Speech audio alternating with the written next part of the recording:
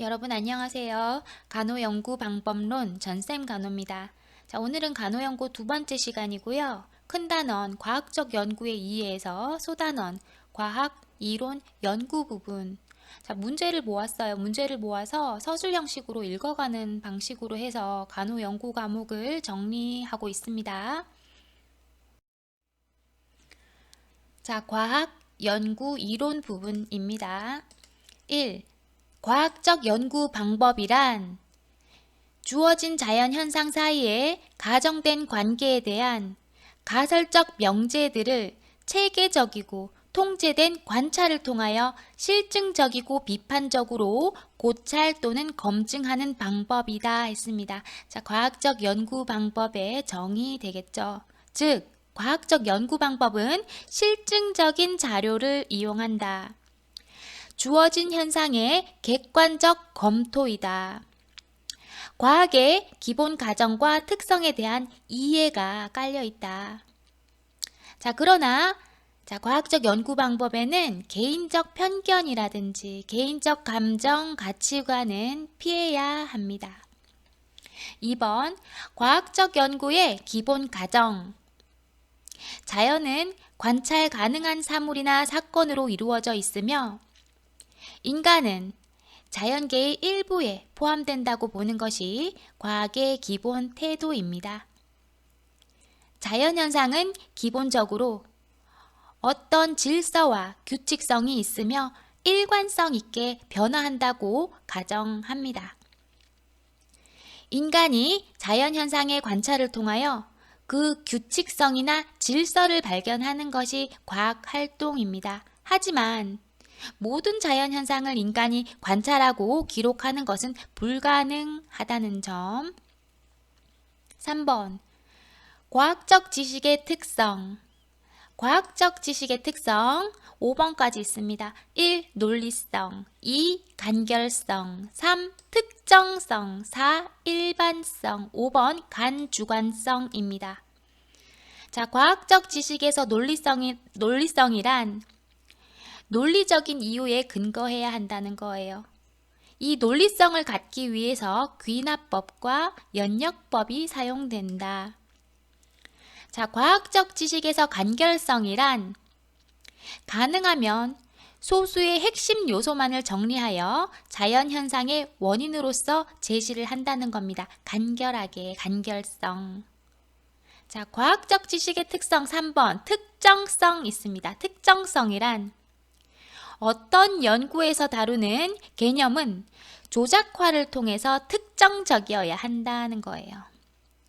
자, 연구에서 다루는 어떤 개념일지라도 특정적이어야 한다. 특정성. 과학적 지식의 특성 4번 일반성입니다. 일반성은 과학의 궁극적 목적은 개별적 사실을 설명하기보다는 일반적인 이해를 위한다는 것이에요. 이 일반성을 위해서 반복 연구가 필요하겠습니다. 자, 마지막으로 간주관성이 있는데 간주관성이 기출입니다. 간주관성, 이게 뭔지 잘 기억해 두세요. 자, 과학적 지식에서의 간주관성이란 동일한 현상을 연구하는 과학자들은 궁극적으로 같은 결론에 도달할 수 있어야 한다는 것이 간주관성입니다. 자, 여러 연구를 했는데 결론이 같이 나와야 된다는 거예요. 학문 영역 간 개념 정의에 동의할 수 있어야 한다도 간주관성에 대한 설명 되겠습니다. 자, 4번 과학적 연구의 한계점. 1. 과학적으로 도출된 지식은 절대적인 진실성을 가진 지식을 전달해 주지 못한다. 무슨 말이냐면 상황에 따라 수정의 가능성을 가지고 있다라는 겁니다. 2. 과학은 무엇이 옳고 그른가에 대한 가치 문제를 결정해 주지는 못한다. 3. 과학은 측정할 수 있는 현상만을 설명해 주며 측정할 수 없는 현상에 대해서는 설명할 수가 없다. 4. 과학은 현상을 기계론적으로 설명하는 것이므로 유기체적인 현상을 설명하지는 못한다는 것이 과학적 연구의 한계점 되겠습니다. 6번. 경험과학은 우리가 살고 있는 세계에서 발생하는 여러 가지 현상을 경험적 검증에 의하여 판명된 지식으로 구성된 과학 분야입니다. 물리학, 화학, 생물학 등이 있습니다. 7번. 경험과학은 자연과학과 사회과학이 있는데요. 자연과학에는 물리학, 화학, 생물학이 있고 사회과학에는 사회학, 정치학, 경제학이 있습니다. 그런데 자연과학과 사회과학의 양영역에 겹쳐져 있는 학문도 있어요. 그것은 심리학이다. 8번. 응용과학 분야에서 가장 중요시하는 연구의 목적은 바로 통제입니다. 자, 통제에 관한 정의는 뒷부분에 나와 있습니다. 9번. 간호학 연구에서 반복 연구가 요구되는 이유는 소규모의 환자 대상으로 이루어지기 때문입니다. 소규모의 환자를 대상으로 간호학 연구가 이루어지고 있기 때문에 반복 연구가 계속해서 필요하다는 겁니다. 10번. 간호사들의 어떤 주제에 대하여 연구 시도를 방해하는 요인이 있는데요. 그 일반적 요인에는 연구 기술의 부족 또는 자신감 결여가 연구 시도를 방해하는 요인 되겠어요. 11번. 수치화된 자료를 사용하는 연구를 양적 연구라고 합니다. 자, 지금부터 양적 연구에 대한 설명이고요. 뒷부분에 나오는 질적 연구와 구분되셔야 합니다. 자, 양적 연구는 논리 실증주의 철학에서 비롯되었다. 양적 연구의 초점은 구체적이고 전체를 부분적으로 나누어서 연구한다. 바로 연역적 추론 되겠습니다. 12번. 양적 연구의 기본 가정. 첫 번째, 실제의 본질은 과학자가 인간의 발견이나 관찰되는 독립적으로 존재하는 객관적인 실제가 있다고 하는 가정입니다. 즉, 세계는 실제하고 현상은 인간이 관찰하거나 기록할 수 없을지라도 계속 존재한다고 믿는 가정 되겠습니다. 2. 현상은 기본적으로 질서와 규칙성이 있으며 어떤 범위 안에서 일관성 있게 변화한다고 가정하는데 이러한 원리가 가정되지 않으면 양적 연구는 수행할 수 없다. 3. 모든 현상은 원인이나 선행 요인이 있다는 결정론입니다. 즉, 자연의 사건이나 현상은 우연히 일어나지 않는다는 거예요. 4. 과학자가 수행하는 활동은 현상이 인과관계를 설명하고자 하는 것으로서 과학자는 모든 현상에는 관련된 선행 요인이 있고 이 요인이 발견될 수도 있다고 생각을 합니다. 13. 양적 연구의 목적입니다. 양적 연구의 목적 4가지 외워야 됩니다. 서술, 탐색, 설명, 예측과 통제. 양적 연구의 목적, 서술, 탐색, 설명, 예측과 통제. 서탐설예통. 서탐설예통. 양적 연구의 목적, 서술, 탐색, 설명, 예측과 통제의 4가지입니다. 자, 뒤에서 나오는 질적 연구의 목적은 개념화, 현상에 대한 새로운 관점 제시, 도구의 개발, 민감화, 예증화입니다. 자, 뒷부분에서 질적 연구 다시 다뤄보도록 하고요. 양적 연구의 목적 다시 한번 서술, 탐색, 설명, 예측과 통제입니다. 자, 13번. 자, 양적 연구의 목적 4가지 있었어요. 서술, 탐색, 설명, 예측과 통제. 자, 그 중에서 양적 연구의 목적 가운데 서술은 뭘 의미하냐면 간호과정에 관계된 현상을 서술하는 걸 서술이라고 하죠. 이 현상은 얼마나 많이 발생하는가? 이 현상의 특성은 무엇인가? 이 현상이 발생하는 과정은 뭔가? 뭐 이런 것들을 포함하고요. 예를 들면 한 지역의 모유수유 현황, 또는 뭐 어떤 학교의 청소년 흡연 실태 뭐 이런 것들을 들 수가 있죠. 현황 조사, 실태 조사 하는 연구가 바로 서술이에요. 양적 연구의 목적에서 서술 되겠습니다. 자, 그럼 탐색은 뭐냐? 양적 연구의 목적 가운데 두 번째 탐색은요. 서술 연구의 연장이다. 중요한 관계를 규명하고자 노력한다. 입니다. 뭐 예를 들면 어떤 종류의 요인이 환자의 만족도와 관계가 있는가 탐색을 해야 되죠. 생각을 해야 되죠. 진단명이 과연 중요한 요인이 될까? 환자의 연령, 성별, 이전의 입원 경험이 중요한 역할을 할까? 또는 병원의 특성, 크기, 지역 조건, 직원의 속성이 과연 환자의 만족도와 관계가 있는가? 이런 것들을 알아보는 것이 바로 탐색입니다. 15번 양적 연구 목적 가운데 세 번째 설명입니다. 자, 설명은 뭐에 대한 설명을 요구하는 거죠? 현상 사이의 체계적 관리를 설명하기 위한 것으로 원인을 규명하려고 하는 시도예요. 원인, 왜 하는 거. 왜 하면 바로 설명입니다. 자, 예를 들면 아동의 분리불안은 왜 일어나는가? 노인의 약물 의존은 왜 일어나는가 하는 것 등이죠. 자, 16번 양적 연구 목적 가운데 마지막 예측과 통제, 예측과 통제입니다. 자, 예측과 통제하면 이런 예시가 나와요. 어떤 연구에서 엄마 연령과 신생아의 다운증후군 발현 사이에 관련이 있다고 제시를 했고요. 결론이 났어요.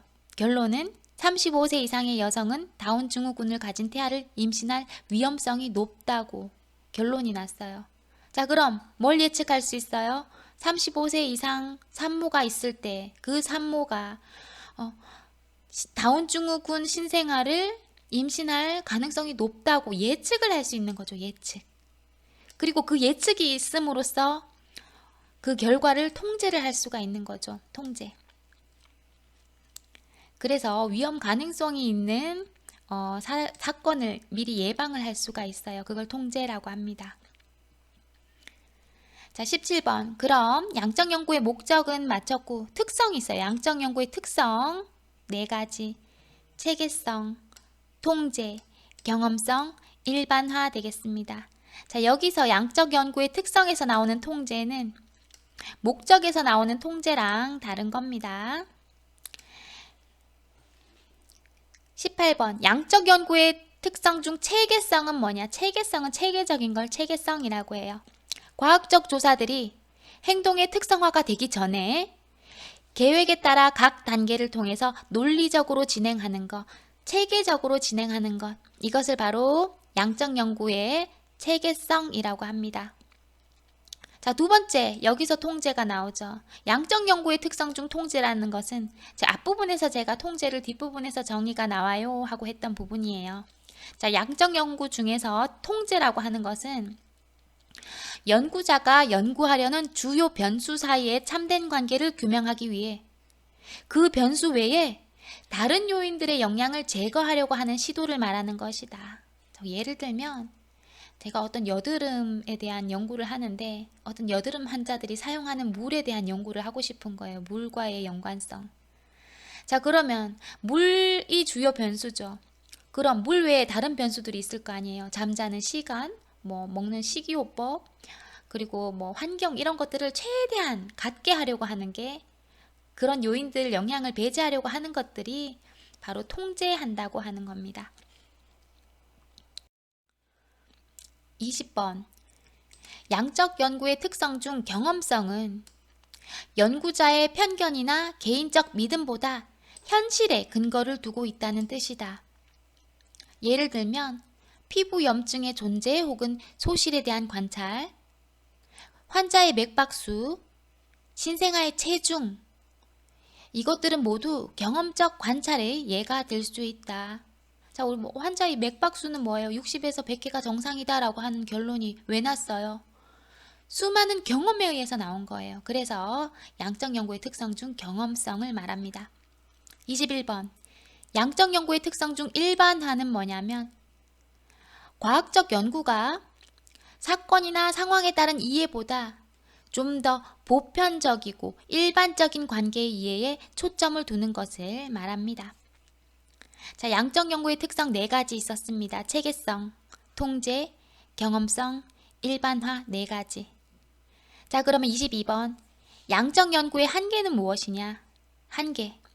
첫 번째, 무엇이 옳고 그른지 하는 가치 문제를 결정하지 못하므로 윤리적 문제의 답을 얻는 데는 이용할 수가 없다. 두 번째, 연구를 수행하는 데 있어 가장 큰 장애 중에 하나는 연구하고자 하는 중심 주제, 즉 인간의 복잡성입니다. 이 인간의 복잡성을 설명하기는 부족하다는 거죠. 세 번째, 생리적 현상의 측정에는 정확한 도구가 개발되어 있는 반면 불안, 통증, 자아 개념 같은 거에는 정확한 측정 도구가 없다는 겁니다. 마지막으로 4번째, 인간에게서 연구 상황을 완전하게 통제하는 것은 불가능하다입니다. 23번. 자, 질적 연구로 넘어왔습니다. 질적 연구는 뭐냐? 질적 연구는 이야기식의 서술을 통해 현상을 보다 잘 이해하도록 하는 연구입니다. 인간의 경험을 총체적으로 이해하기 위한 연구 방법이고요. 행동과학, 사회과학에서 발전되었으며 귀납적 추론 방법을 주로 사용합니다. 그런데 질적 연구의 결과는 연구마다 독특하므로 일반화할 수 없다는 단점이 있어요. 그러나 특정 상황에서 현상의 의미를 이해하는 것은 비슷한 상황에서 비슷한 현상 이해에 유용합니다. 24번. 질적 연구의 기본 가정. 1. 실제의 본질은 인간이 지각할 수 없는 객관적 실제는 존재하지 않는다고 가정한다. 즉, 실제는 인간의 관점들로 구성된다. 따라서 실제는 무엇을 보고자 하는가, 어떻게 보고자 하는가에 따라서 달라질 수 있는 복합적인 것이라고 여긴다. 2.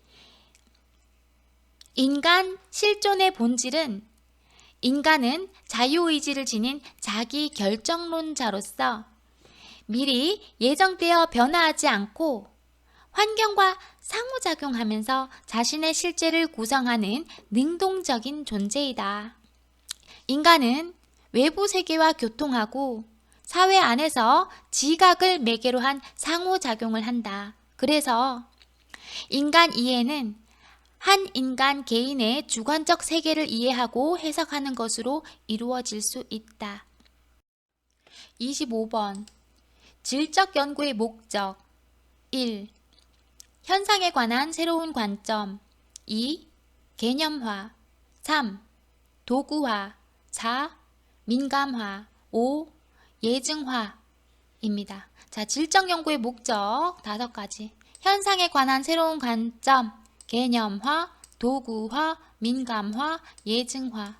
자, 1번은 좀 길고요. 2, 3, 4, 5번에는 다 화자가 붙네요.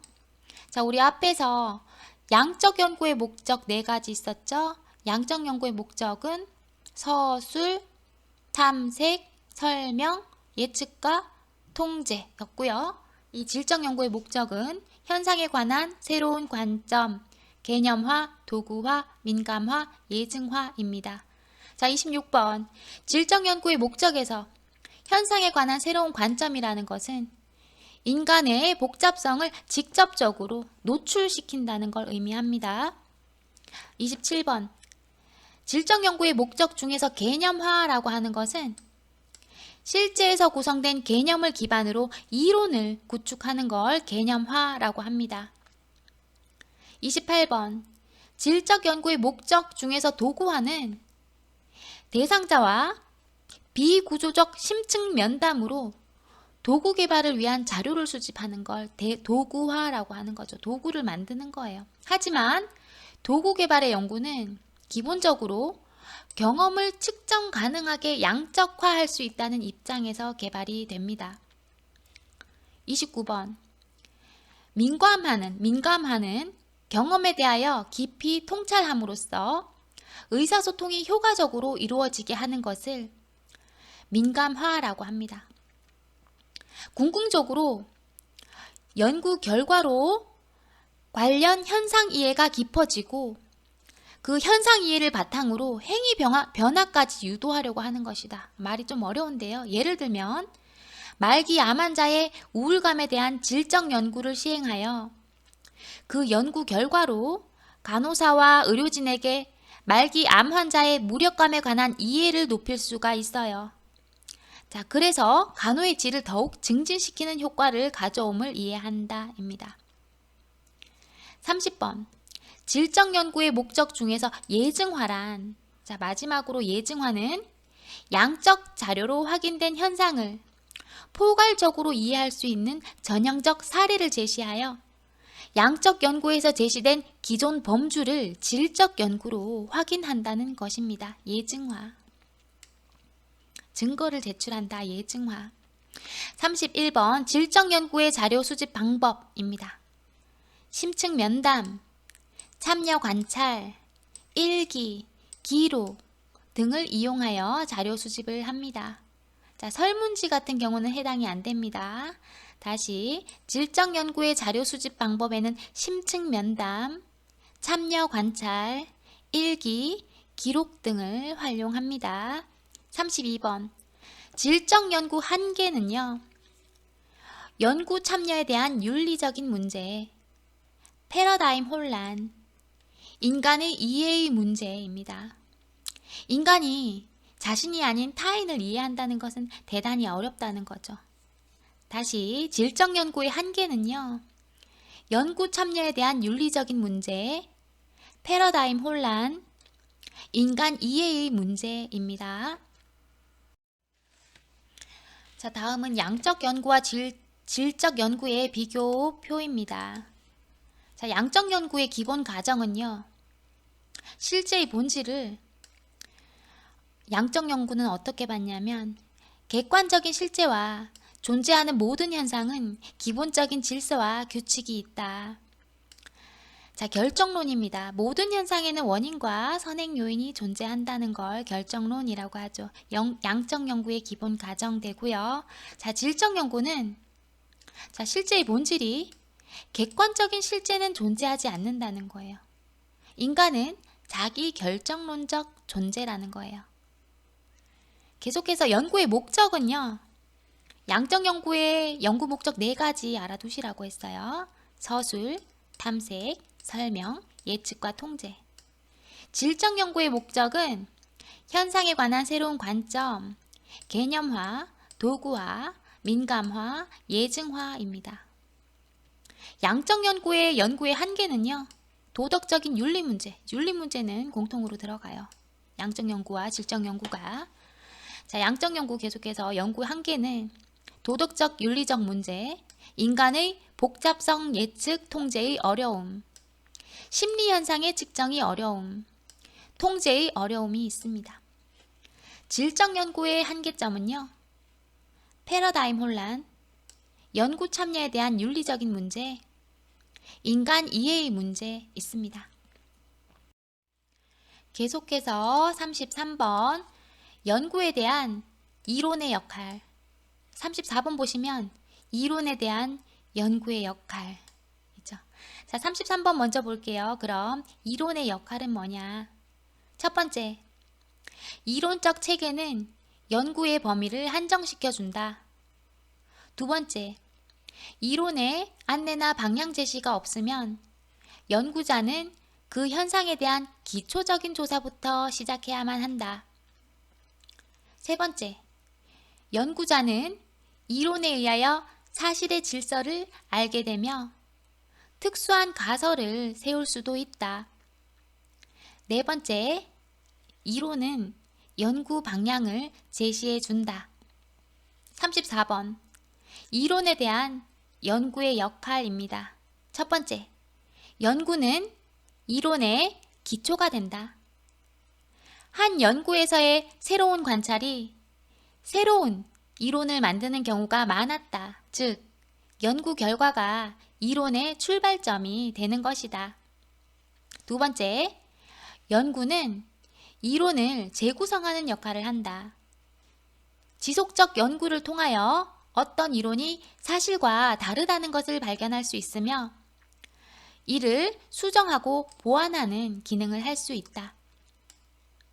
세 번째, 연구는 이론을 정교하게 만드는 기능이 있다. 조사에 의하여 지속적으로 입증되는 이론은 더욱 상세한 사실을 발견하여 이론의 정밀성을 높인다. 네 번째, 이론은 연구를 통해 검증된다. 자, 35번. 이론에 대한 설명입니다. 이론은 어떤 현상을 기술, 설명, 예측, 통제 또는 처방하려는 목적을 지닌 상식적 기술이 이론이에요. 이론은 연구를 통해 검증이 되죠. 자, 이러한 이론과 연구는 서로 방향을 제시하는 상호 보완적 관계 되겠습니다. 36번.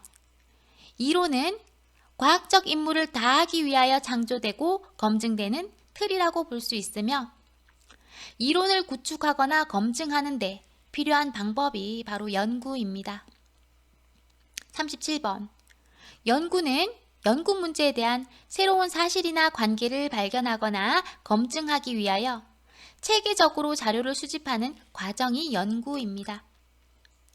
자, 38번. 자, 과학입니다. 과학은 실무에서의 당면한 문제를 해결해 줄 수 있는 유용한 지식체를 개발, 성장시킴으로써 과학이 발전한다. 자, 39번 마지막이에요. 자, 이론 틀의 기능입니다. 이론 틀. 이론 틀을 만들어 놓으면 첫 번째, 과학적 연구를 설계할 때 연구자는 연구의 객관성을 확보할 수 있도록 틀을 개발하게 됩니다. 두 번째, 체계적인 틀은 그 틀 내에서 변인 간 관계의 범위를 규정시키고 그 구조의 이행에 관한 의미의 상징화를 제공한다. 세 번째, 아이디어가 조직화되는 틀을 개발함으로써 연구자는 제시된 연구가 새로운 지식과 논리적으로 연관이 있음을 보여줄 수가 있다. 네 번째, 이론 틀을 개발할 때 연구자는 과학적 과정의 단계를 다루는 것이 아니라 지식의 탐색을 다루는 것이다. 다섯 번째, 틀은 기존 문헌의 고찰을 통하여 개발이 되며 검증되어야 할 가설이나 제시된 이론 혹은 개념의 새로운 주변 지식을 조작화한다. 6번, 개념틀은 논리적이며 연결성 있게 설계된 개념을 포함하여 연관되는 이론을 포함한다. 자, 이론 틀에서요. 이 부분을 한번 더 보세요. 이론 틀에서 과학적 과정의 단계를 다루는 것은 아니에요. 과학적 과정의 단계를 다루는 것이 아니라 뭐를? 지식의 탐색을 다루는 거다라고 하는 거 눈여겨보시고 오늘 간호연구 두 번째 시간도 수고하셨습니다.